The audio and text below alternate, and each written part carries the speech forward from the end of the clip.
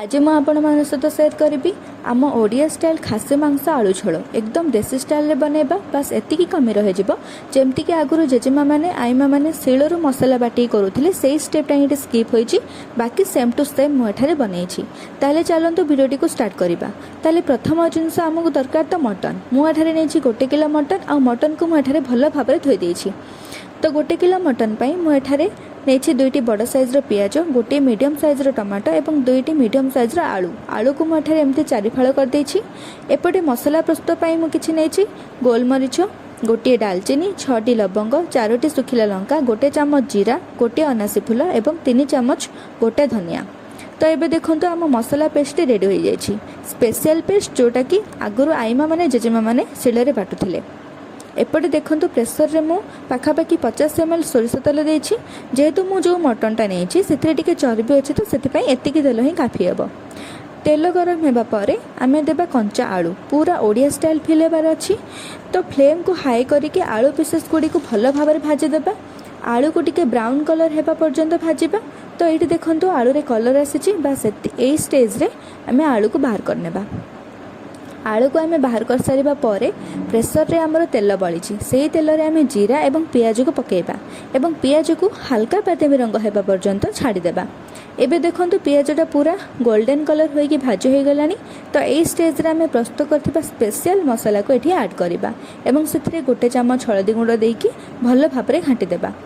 एबे आम गैस रो फ्लेम को लो टू मीडियम रे रखिबा आ मसला को 3-4 मिनट कसिबा से किसी समय कभर करके छाड़ीदेबा।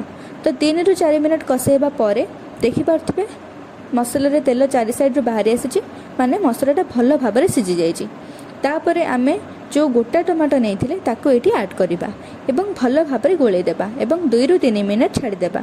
तो 2 ରୁ 3 मिनट हेबा पर देखंतु केते सुंदर भाव मसला सीझी हो जाइए। एबे एठारे आमे आम मटन को ऐड करिबा।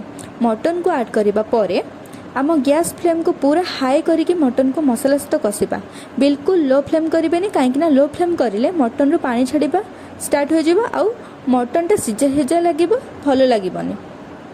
तो से स्टेज रे फ्लेम को सब बेले हाई ही करेंगे पाखापाखि 10 मिनट कषा जिते पर्यंत आम मसला मटन रे कषि हे सेतिकी ही टेस्ट हम और से अधिक भल लगे। तो आपण मैंने या घोड़ेबेनी एमती खोला करके 10 मिनट कषिबे। एबे देखंतु आमर 10 मिनट हाई फ्लेम रे कसिला परे आम मटन केते सुंदर भाव रे कषि हो जाइए बस एमती ही हेबा दरकार।